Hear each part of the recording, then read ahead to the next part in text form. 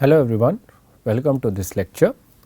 So, in this lecture we will consider the perfectly secure VSS scheme which we had discussed in the last lecture, and we will introduce a round reducing technique which is very often used in the domain of verifiable secret sharing.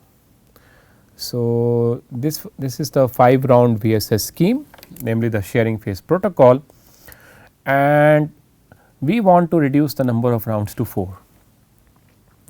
And the idea here will be the following: somehow we want to prepone the pairwise consistency check, so that the results of the pairwise consistency check are available at the end of second round itself. So, currently the results of the pairwise consistency check are available at the end of third round, due to which during the fourth round only we are able to identify the happy and the unhappy parties, and then during the fifth round dealer is resolving the polynomials of the unhappy parties. Somehow we want to ensure that the results of the pairwise consistency check are made available at the end of the second round itself. But by looking at the protocol, that seems to be an impossible task, because only when the dealer gives the polynomials and then the parties exchange their common points, they can come to know whether their polynomials are pairwise consistent or not, and that is what currently is happening. During the round 1, right, dealer is giving the polynomials to every pair of parties Pi, Pj, and then during the second round Pi and Pj talk to each other and find out what exactly is the status of their common points, and then they publicly go and announce in the third round whether they are okay or unokay. Right. What we are proposing here seems to be an impossible task. We want a mechanism so that at the end of the second round itself, it should be publicly known whether Pi and Pj are in dispute with each other or not. Well, we can do something interesting here. The idea will be to utilize the first round itself and ask every pair of parties Pi and Pj to exchange some random information among themselves in advance, which can be then later utilized during the round 2 to do the pairwise consistency check of the polynomials, and that too publicly. So, right now during the round 2, the pairwise consistency check is happening privately over the pairwise communication channels, and the results are made public during the round 3. What we are trying to do here is incorporate a mechanism where the pairwise consistency check happens publicly, but in the form of encryptions, namely one time pad encryptions of the common values, and those one time pads we are asking the parties to pre-exchange during the round 1 itself, because during the round 1 there is no communication happening between any pair of parties currently. It is only the dealer distributing the polynomials. So, the parties can utilize the first round and pre-exchange some common random one time pads, which they can later utilize to make public the common points on their respective polynomials in a masked fashion. So, let us go into the details. So, this is the existing pairwise consistency check, the way it is currently happening.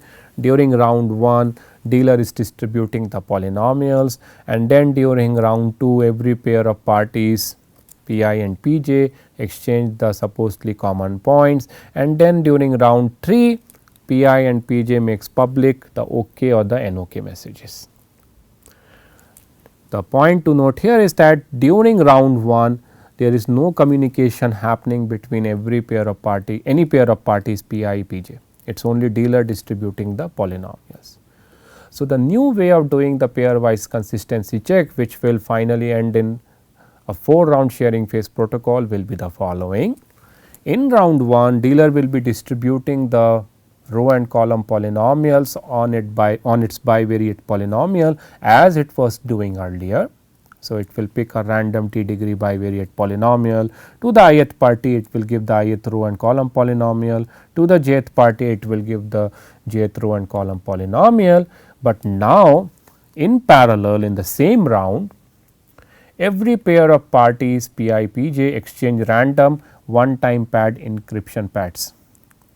Okay, OTP pads. What are those OTP pads? They are basically random field elements. Okay. So, Pi will send a random field element Mij to Pj, and Pj in parallel will pick a random field element and send to Pi. Notice that if the dealer is corrupt,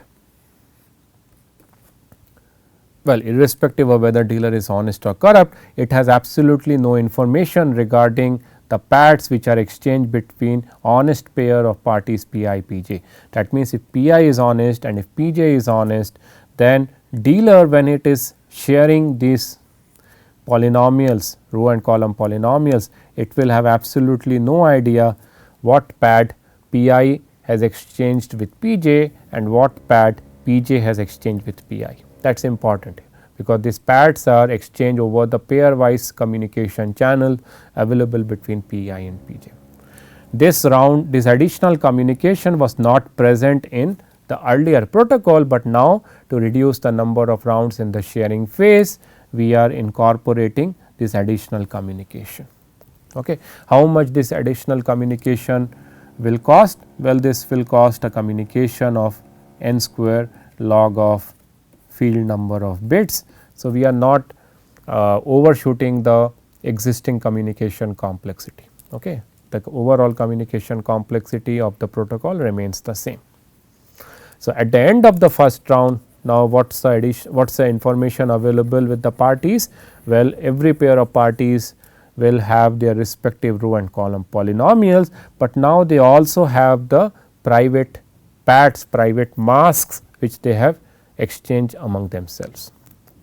Now, during the round 2, what every pair of parties can do is they can broadcast OTP encryptions, one time pad encryptions of the supposedly common points on their respective polynomials.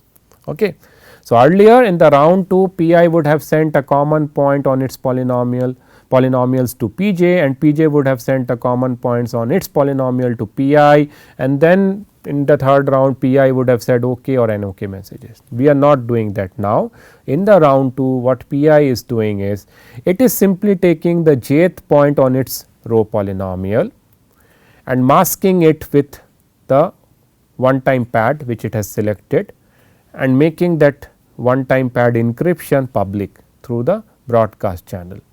It is also taking the jth point on its column polynomial, and it is not giving it now to Pj, rather it is masking it with the pad which Pj has selected for Pi, and that OTP encryption it is making public. In parallel, in the same round, what Pj is doing? Earlier it would have sent the ith point on its row and column polynomial to the party Pi, but now it is not doing that, but rather it is now computing one time pad encryptions of those common points using the pad which it has received from Pi and using the pad which it has sent to Pj, and corresponding OTP encryptions it is making public through the broadcast channel. Now, at the end of round 2, everyone will know Dij, Eij, Dji, Eji. At the end of round 2, everyone will now learn whether there is a dispute between party Pi or Pj or not, between Pi and Pj or not. Namely, if Dij is not equal to Eji, then it automatically implies that one of D Pi Pj is corrupt. In the same way, if Eij is not equal to Dji, the same conclusion can be drawn. That means, there is a dispute between Pi and Pj. So, now you can see just based on this OTP encryptions, at the end of round 2 itself, parties come to know whether there is a dispute between the party Pi and Pj or not. Ideally, if the dealer is honest, if Pi is honest and if Pj is honest, then ideally if all the 3 parties, all the 3 entities dealer, Pi and Pj are honest, then we expect Dij to be same as Eji, because the f I of alpha j will be same as g j of alpha I, and whatever pat p I has communicated to j, p j would have used the same pat. So, ideally d I j should be same as e j I, and using the same argument, if dealer p I and p j are honest, then e I j is supposed to be same as d j I. That means, if any of these two conditions does not hold, then we can definitely say that there is a dispute between I and j, concluding, and which further implies that at least one of these three entities is corrupt. So, the way now the disputes are resolved is as follows. So, for every pair of parties p I and p j, for every pair of conflicting parties, to be more specific, such that d I j is not equal to e j I, the dealer party p I and party p j makes public their respective version of the disputed point. So, if d I j is not equal to e j I, then automatically implies that p I feels that f I of alpha j is different from g j of alpha I. So, p I goes and makes public its version of the disputed point, namely the jth point on its row polynomial, and p j also should now respond, because it is a complaint against p j. So, p j goes public, and p j makes public the ith point on its column polynomial, and dealer should also now come into picture and make public the dealer's version of the disputed point. Okay. And now we can easily identify the set of unhappy parties. If the dealer's version does not match with p i's version of the disputed point, that means dealer is not taking the side of p I. So, p I will be considered as unhappy, whereas if the dealer's version of the disputed point does not match the p j's version, that means dealer is not taking the side of p j, then p j will be considered as unhappy.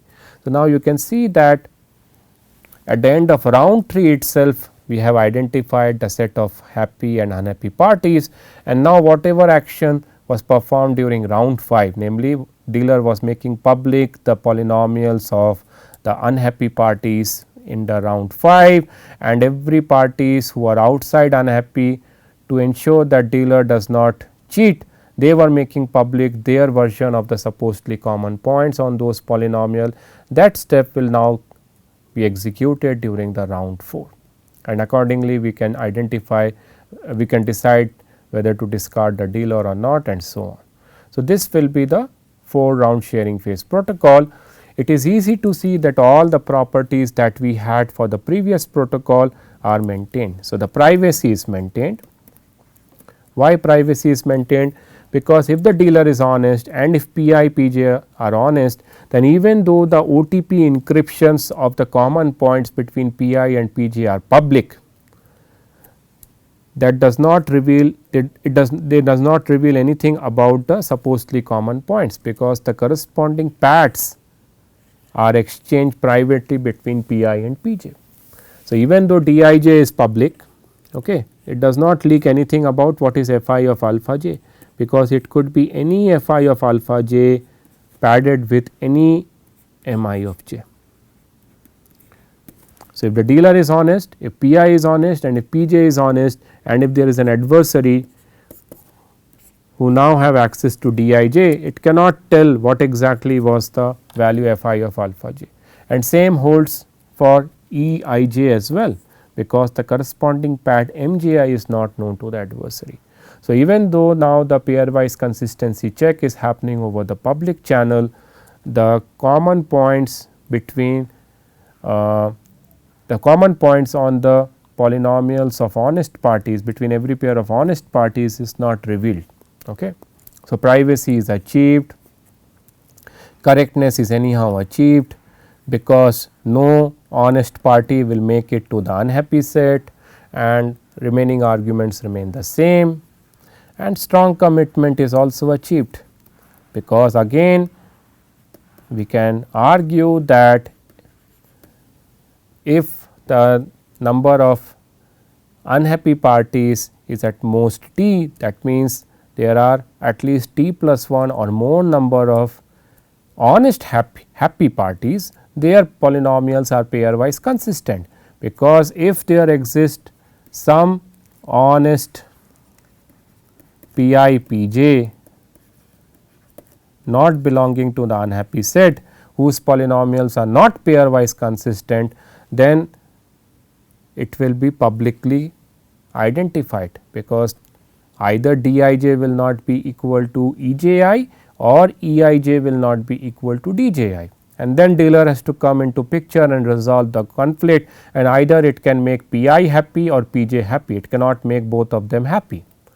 So, one of them will end up being unhappy, but that is against this assumption that both pi and pj are outside the unhappy set.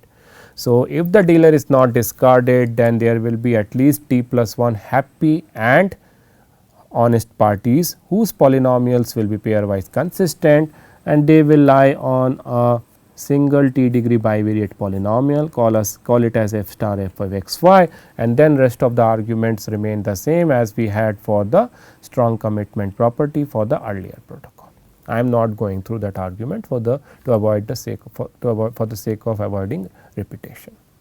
So, that is a cute round reducing technique, and as I said earlier, it is a very common technique utilized to reduce the number of rounds in the sharing phase protocol of the VSS scheme based on bivariate polynomials, where the parties have to do the pairwise consistency check of their row and column polynomials. Namely, during the first round itself, pre-exchange random one time pads and use it to publicly perform the pairwise consistency check during the from the second round onwards itself. With that, I end this lecture. These are the references used. The round reducing technique was introduced in this paper, and you can find a survey on perfectly secure verifiable secret sharing schemes in this ACM computing service paper. Thank you.